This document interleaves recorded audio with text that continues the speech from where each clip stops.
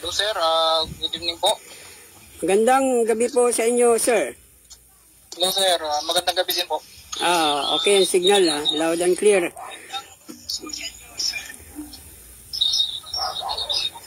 Kumusta na ang, sir? Kumusta na ang Matalom, sir?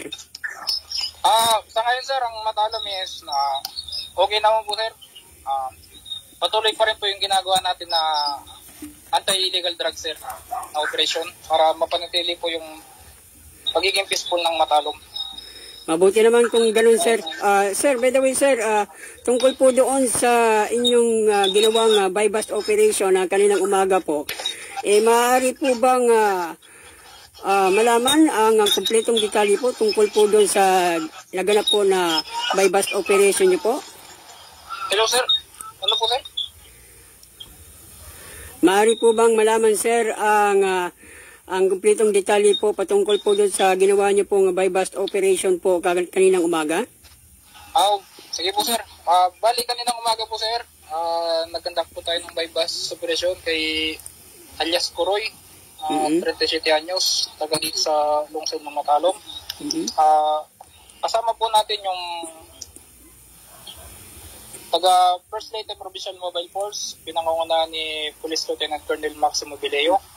At yung lead unit po natin sir, ang Matalom MPS, kasama yung mga masisipag na personnel ng Matalom PNP. Okay sir, maaari po bang malaman sir kung saan po ito nahuli sir at taga saan po ito? Bali ito po si alias Kuroy sir, taga ano po siya, Barangay Agbanga, pero nakuha po namin siya sa Barangay Caridad Sur kasama yung aming informant. Mga ilang taon na po ito siya, sir, si alias Kuroy? Mga ano na po sir, 37 anyos. Ano po bang trabaho ni alias Kuroy, sir? Ito po si alias Kuroy sir, driver po ng motor po dito sa Matalom. Sa pagkahuli po sa kanya po, sir, nagdadrive po ito sa kanyang motorpot? Bali, ano po sir, nung nandun na po kami sa area na pinag-usapan, kasama na yung informant, tumigil po siya doon sir para tapos nagkaroon po ng ano sir, ng balitan.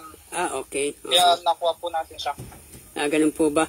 So, sir, maaari po bang malaman sir kung ilan pong mga nakumpiska pong mga ebidensya po sa kanya sa patungkol po sa ipinagbabawal na gamot? Bali, ang nakuha po natin sir, estimated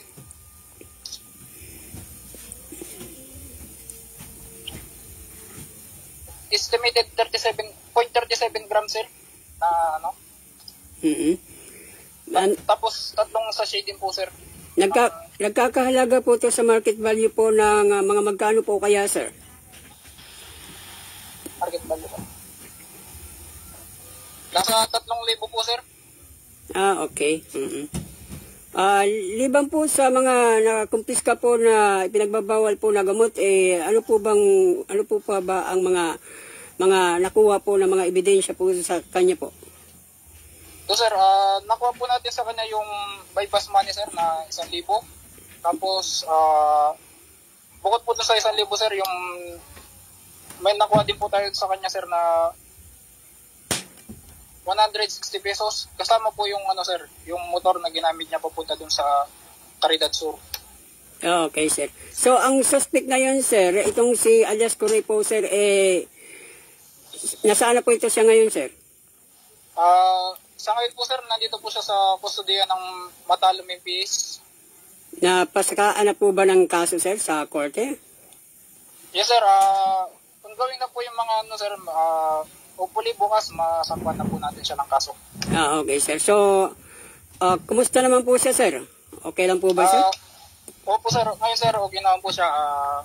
Actually sir, kakatapos lang niya din maghapunan.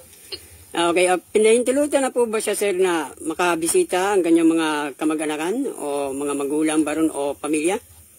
Kanina po sir, bali nung pagkakuha po natin sa kanya, agad po nating in-inform yung pamilya niya para papunta siya dito sa estasyon. Pagdating po sa estasyon, sakto sir na dumating po yung pamilya niya, inatiran po siya ng gamit, mga damit. Okay, Ano pong mga maaari pong isang pa po na kaso sa kanya, sir, sa kanyang pagkakahuli po, sir? Bali dito po sir kay Elias Puroy, sasampuan po natin siya ng kasong Section 5 and 11 po ng RA 91650, yung selling and possession po ng pinagbabawal na gamot, sir. Lilinawin ko lang po, sir. Ito pong Section 5 po, ito po yung, ano po ito? Yung paggamit o yung pagbinda? Section 5 paggamit na. Section 5 paggamit. Section 5, sir, yung pagbenta, sir. Yung Tapos yung pagbenta. Section 11 po natin, sir, yung possession. Okay, sir.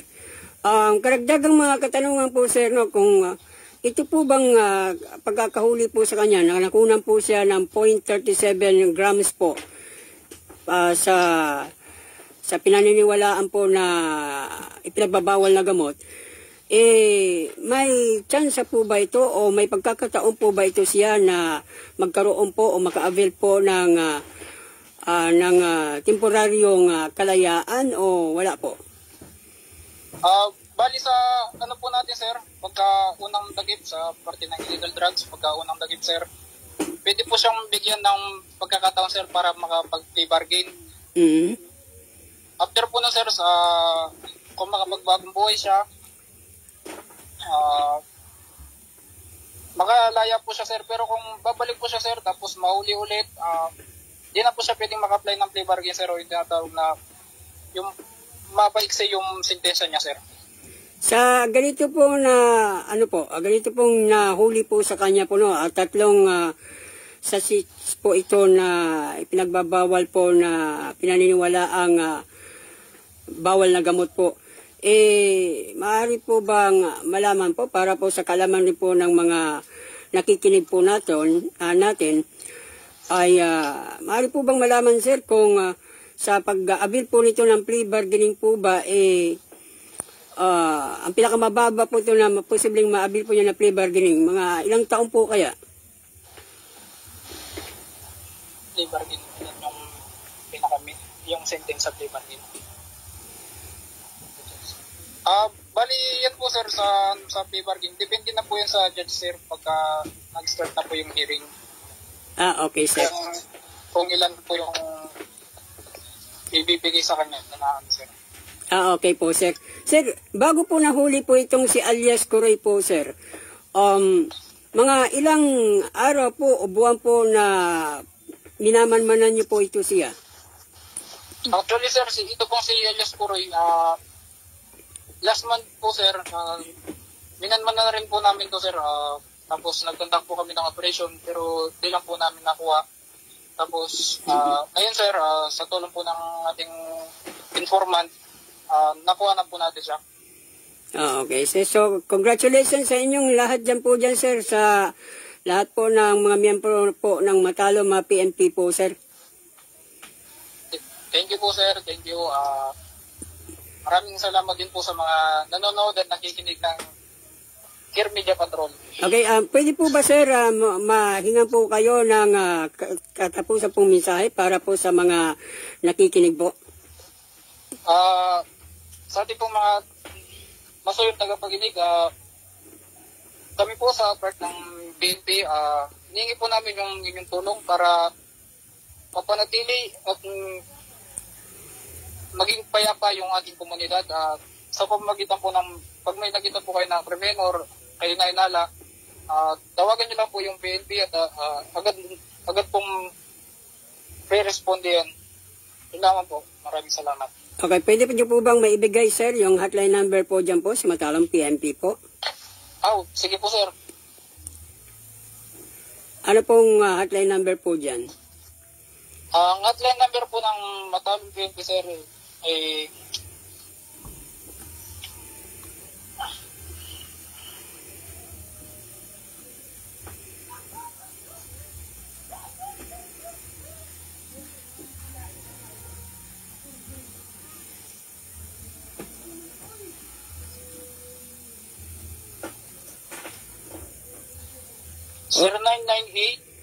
0998 Sige, sir. 598 Mm-hmm. 6507, sir. 6507. Opo, sir. Pakiulit po, sir. 0998 Sige. 598 Mhm. 6507, sir. Okay, sir. Maraming salamat po sa inyo, sir. Sa inyo pong pagpapaunlak po na makapanayam po kayo dito po sa palatuntunan po ng Care Media Patrol News and Public Affairs Program Evening Edition, sir. Maraming salamat din po, sir. Thank you po, sir. Okay, sir. Maraming salamat, sir.